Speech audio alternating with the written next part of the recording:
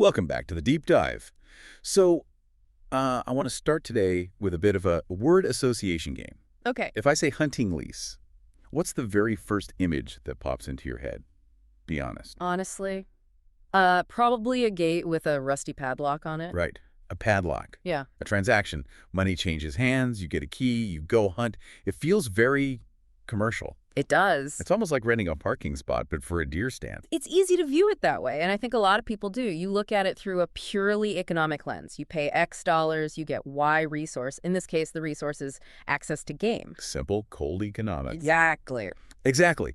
But today, we are going to completely dismantle that view. We're looking at an article by Patrick Long for Basecamp Leasing, and he makes a really provocative argument. Mm-hmm. He suggests that the annual hunting lease isn't just a transaction.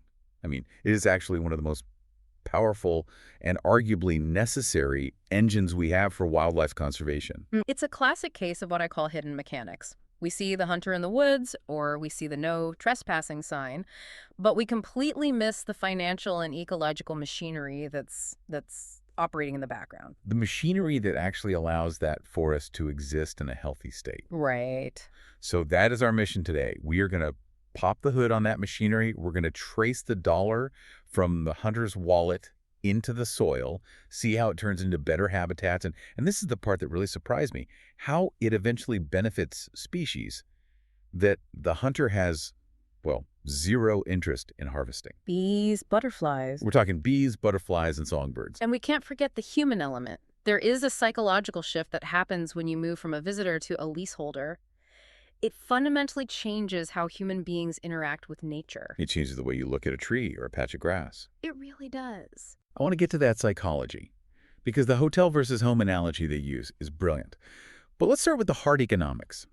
The article paints a picture of the landowner that I don't think many of us, non-landowners ever consider. We tend to think if you own 500 acres of woods, you just sit on the porch, drink lemonade, and watch the trees grow. If only it were that simple. That is definitely the Disney view of land ownership. The reality is that land is a liability as much as it is an asset. Yeah. Owning land is hard work, and it is expensive work. How so?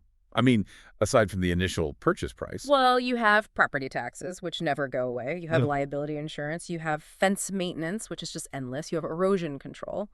But beyond just keeping the land, most landowners actually want to improve it. Right. They want healthy timber stands. They want robust wildlife populations. They want to stop invasive species from taking over. But conservation is incredibly expensive.